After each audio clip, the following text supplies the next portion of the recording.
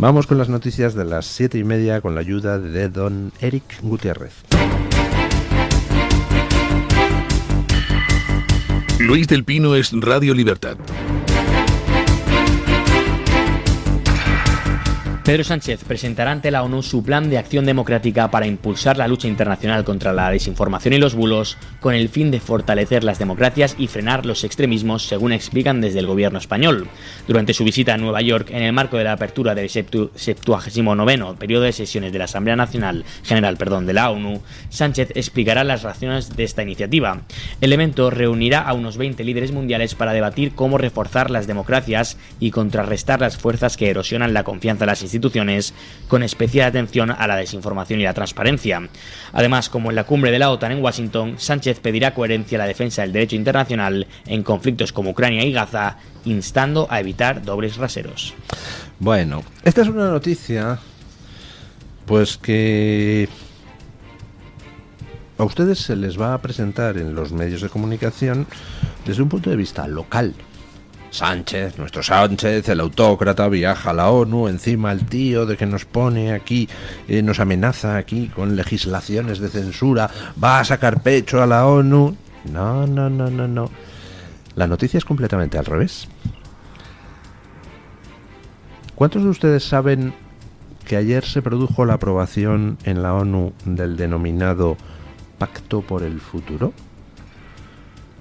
Busquen en los medios de comunicación hoy a ver cuántos de ellos llevan en España, pero también fuera de España, que ayer la ONU aprobó una nueva mandanga que lo que hace es profundizar en la Agenda 2030, que si la resiliencia, que si lo ecosostenible, que si el empoderamiento, que si la diversidad, que si las estrategias de empobrecimiento de Occidente, que si las restricciones energéticas, que si salvemos el planeta y a las ballenas. ¿Cuánta gente sabe que ayer la ONU debatió eso y lo aprobó? Pues casi nadie, ¿eh? Es espectacular. Toman decisiones en la ONU sin consultar con nadie, sin consultar al pueblo, y esas decisiones sirven para luego marcarnos un camino. Pues todo lo de restauremos la naturaleza, volvamos a limpiarnos con la mano en lugar de con papel higiénico, todas esas cosas. Dentro de eso, de ese pacto denominado Pacto por el Futuro, y que en realidad es una nueva vuelta de tuerca hacia un gobierno autocrático mundial, Sánchez va a la ONU a presentar su plan de censura. Porque es que en ese Pacto por el Futuro de la ONU, una de las cosas en que se hace hincapié es precisamente en la implantación de mecanismos de censura, con toda la verborrea de la lucha contra el odio y la discriminación. Esa es la verborrea con la que se tapa el asunto, igual que Sánchez, pero el objetivo es la censura, implantación de mecanismos de censura y de control de la opinión pública. Sánchez va a presentar en la ONU su plan de censura por la sencilla razón de que su plan de censura está perfectamente alineado con lo que la ONU está impulsando. Y Sánchez va allí a hacer de alumno aventajado. Fijaros, aquí estoy yo impulsando esto que acabáis de aprobar ayer. Tendemos a considerar que es que Sánchez pues es un majadero que aquí en España pues se ha hecho con las riendas de esto. Que no. Sánchez es un lacayo bien mandado. Sánchez implementa lo que una élite, que es la que en estos momentos decide hacia dónde tenemos que ir, Agenda 2030, Objetivos de Desarrollo Sostenible, Pacto por el Futuro, leyes de control digital, etcétera, etcétera. Sánchez implementa lo que esas élites previamente han decidido. Sánchez no es original, Sánchez no es un ideólogo.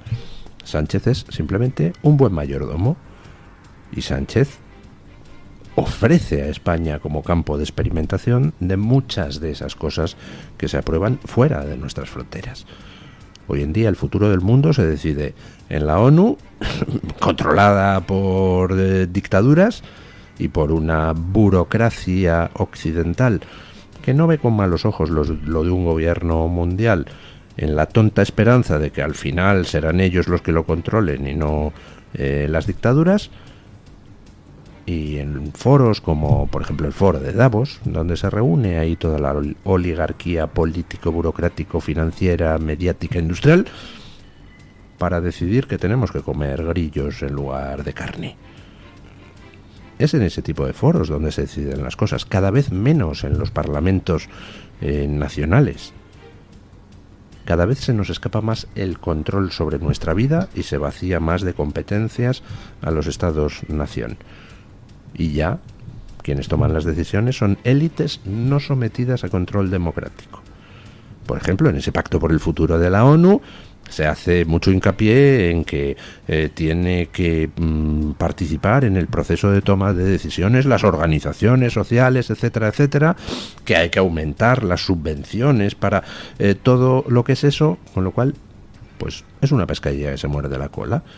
La ONU pues financia bien directamente o a través de los estados toda una serie de organizaciones sociales, entre comillas, que se dedican a promover una serie de agendas políticas, y esas organizaciones sociales a su vez participan en el proceso de toma de decisiones de la ONU.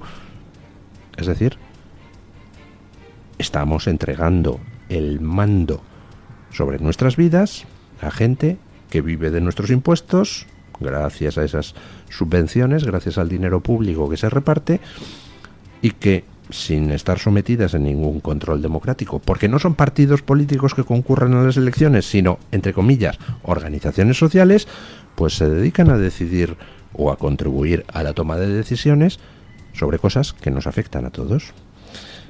Y Sánchez pues va a la ONU a sacar pecho. Fíjate, aquí estoy yo para implementar corriendo esto que habéis aprobado ayer de profundizar en la censura de los medios de comunicación y las redes.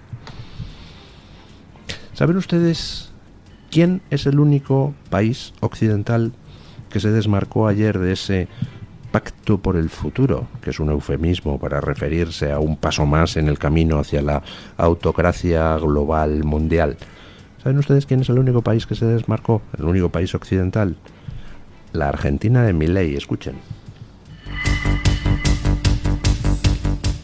Argentina ha anunciado su decisión de no adherirse al Pacto de Futuro de la ONU firmado por 193 países. La ministra de Relaciones Exteriores, Diana Mordino, fue la encargada de comunicar esta postura a través de sus redes sociales, afirmando: "Hoy en la ONU nos disociamos del Pacto del Futuro. Elegimos un camino propio para el bienestar de todos los niños, hombres y mujeres de nuestra nación. Argentina busca desarrollarse con libertad sin verse limitada por decisiones que no se alineen con nuestras metas. Argentina será un faro de libertad", concluyó Mondino. El Pacto del Futuro de la ONU propone 56 acciones para abordar los mayores desafíos de la época, como el mantenimiento de la paz, el cambio climático y las amenazas emergentes de la inteligencia artificial. Entre los puntos más relevantes se encuentran el condicionamiento de todo financiamiento internacional al cumplimiento de los objetivos de desarrollo sostenible, la extensión del horizonte de la Agenda 2030 hasta 2045, la aprobación de un pacto digital global que exige a las redes sociales divulgar datos de los usuarios y la reforma del Consejo de la Seguridad de la ONU, que incluiría un miembro permanente más por continente, entre otras muchas medidas. ¿Se dan ustedes cuenta de qué tipo de medidas alberga ese pacto por el futuro? Que se condicione toda financiación internacional al cumplimiento de la Agenda 2030, los Objetivos de Desarrollo Sostenible. Vamos, que o pasas por el aro progre woke, o si eres un país africano, no ves un duro de organismos internacionales. Vamos, lo que se llama, lo que se viene llamando de toda la vida de Dios, chantaje. O te adhieres a lo progre o no hay dinero. Básicamente lo que ha estado haciendo la Unión Europea con Polonia y con Hungría. O te adhieres a nuestra agenda progre, o apruebas el aborto en Polonia, o nos dejas que controlemos nosotros los jueces en Hungría, o no ves un duro de la Unión Europea. Estamos en esa fase. Estamos en la fase de creación de un gobierno autocrático mundial. Frente a eso, solo hay una solución, que es la vuelta a los estados-nación, que es el único sitio donde los ciudadanos tenemos control. No tenemos ningún control sobre lo que la ONU decide. No tenemos ningún control efectivo, práctico, sobre lo que la Unión Europea decide. Tenemos control sobre lo que decide nuestro Parlamento Nacional. Ahí por lo menos votamos y tal. En la Unión Europea también votamos un Parlamento Europeo, pero que carece de funciones legislativas en sentido estricto. Al final es el Ejecutivo de la Unión Europea, la Comisión Europea, quien básicamente decide todo. El ciudadano solo tiene control dentro de su Estado-nación, y la democracia no puede existir sin control ciudadano.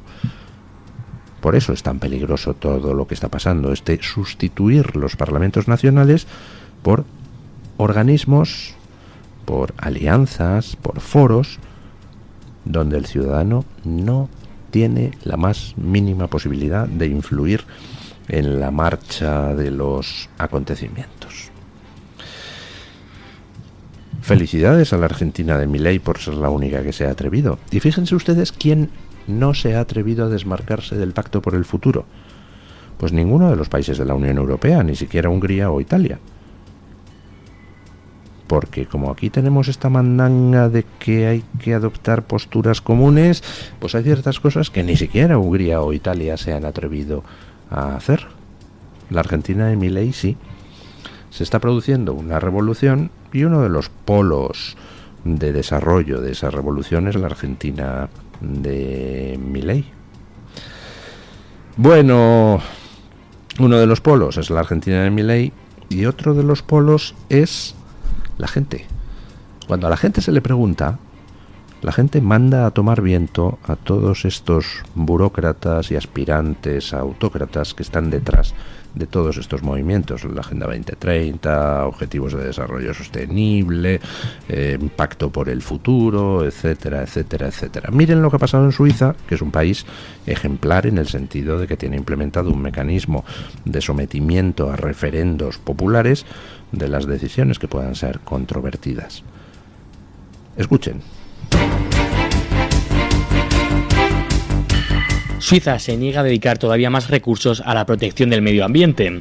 La decisión se ha votado en un referéndum en contra de dos propuestas importantes. Una planteaba reforzar la protección de la biodiversidad y otra estaba relacionada con la ley de pensiones. La primera propuesta, conocida como la Iniciativa de Biodiversidad, buscaba implementar medidas más estrictas para protegerla del país, para proteger la que tiene en el país, aumentando la financiación pública para proyectos de conservación y alentando a los agricultores a destinar más tierras a la preservación de los espacios naturales. Sin embargo, la iniciativa fue rechazada por el 63% de los votantes. Aunque la idea inicialmente generó apoyo, en las últimas semanas perdió fuerza debido a las preocupaciones sobre el impacto económico, ya que habría requerido un aumento del gasto público de al menos 420 millones de euros anuales, sumados a los 630 millones que Suiza ya invierte en este campo. Además, muchos ciudadanos temían que las nuevas restricciones afectaran a sectores como la agricultura, la producción de energía y el turismo rural. El segundo referéndum, que proponía modificar la ley de pensiones para aumentar las contribuciones empresariales al sistema, fue aún más contundentemente rechazado, con un 69% de votos en contra. Fíjense, preguntan a los suizos, ¿quiere usted gastar más dinero en protección de la naturaleza y obligar a los agricultores a destinar más espacio a proteger la naturaleza? Y van los suizos y por 63% rechazan la medida. Vamos, que 2 de cada 3 suizos dicen que verdes las han segado. ¿Por qué no nos preguntan aquí en España qué nos parecen las normas de destrucción del sector primario? Las normas que prohíben aprovechar la riqueza mineral y energética que tenemos en el subsuelo. ¿Por qué no nos preguntan a los españoles si nos parece bien toda esta estafa climática por la cual nos están arruinando? Si nos parece bien que en las ciudades cada vez se restrinja más la circulación de los coches que necesitamos, no solo para el ocio, sino fundamentalmente para trabajar. ¿Por qué no nos preguntan a los españoles? Pues muy sencillo, porque saldría lo que en Suiza. Que los españoles no quieren ser más pobres. Que a los españoles se la bufa en la chorrada de que el planeta está en riesgo. A los españoles lo que les importa, como a cualquier ciudadano del mundo, es su vida personal. Vivir cada vez mejor y que sus hijos pues tengan menos problemas de los que ellos tuvieron. Eso es lo que le importa a la gente. Y toda la mandanga inventada por aspirantes a autócratas que con la excusa de que es que tus pecados consumistas acaban con el planeta, como los brujos de la tribu antiguamente, es que fornicáis demasiado y por eso, por favor, dejen el óvulo a la puerta. Toda esa mandanga a nadie le importa. Y si se preguntara en referéndum a los españoles, saldrían derrotadas por goleada todas las chorradas que nos están imponiendo. Por eso no se pregunta. En Suiza se pregunta, y oiga, 2 de cada 3 suizos dicen a los políticos que tururú, que gastarse más dinero en chorradas de protección de la naturaleza va a ser que no. Y eso, estábamos hablando de 200 y pico millones.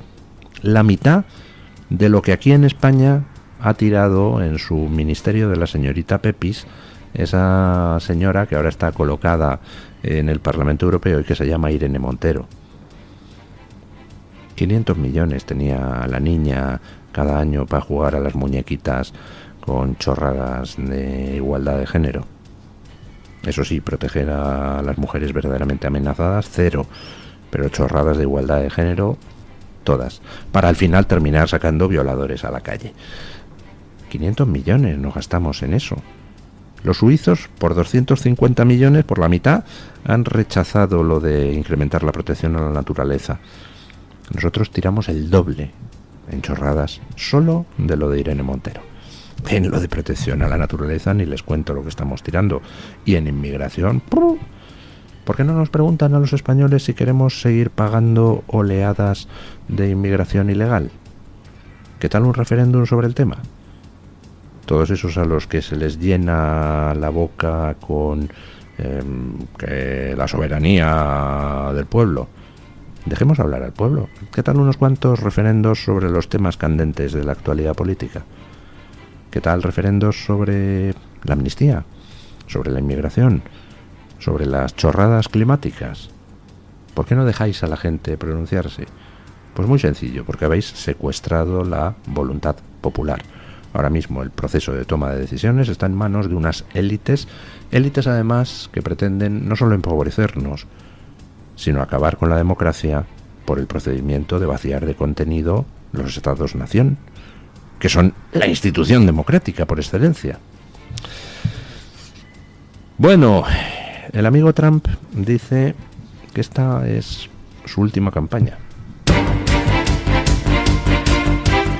El expresidente de los Estados Unidos, Donald Trump, ha manifestado que no contempla postularse nuevamente como candidato republicano para 2028 si no gana las próximas elecciones. Trump hizo estas declaraciones en el programa Full Measure con Shani Atkinson cuando se le preguntó si consideraba presentarse de nuevo en 4 años. Su respuesta fue clara: no lo sé, no lo veo en absoluto. Con suerte tendremos éxito ahora. En 2028 Trump tendría 82 años, un tema que ha generado debate en la actual campaña, especialmente después de que Joe Biden, también criticado por su edad, decidiera ceder la candidatura a Kamala Harris. Bueno, que dice Trump que esta ya es la última vez que se presenta. Bueno, y teniendo en cuenta su edad, pues parece bastante razonable. ¿Cómo está la campaña americana? Pues la campaña americana en estos momentos está en empate técnico. Si nos vamos a lo que son las proyecciones de voto a nivel nacional, pues gana Kamala Harris por aproximadamente 2 puntos.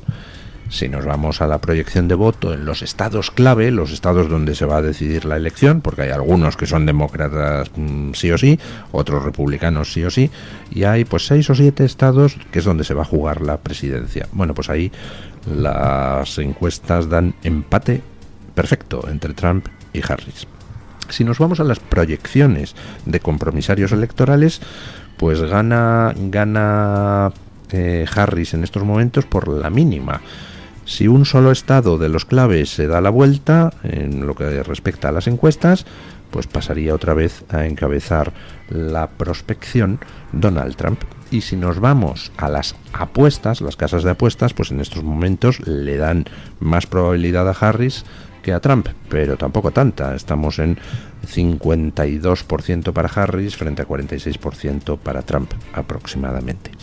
Con lo cual, pues está la campaña en un pañuelo.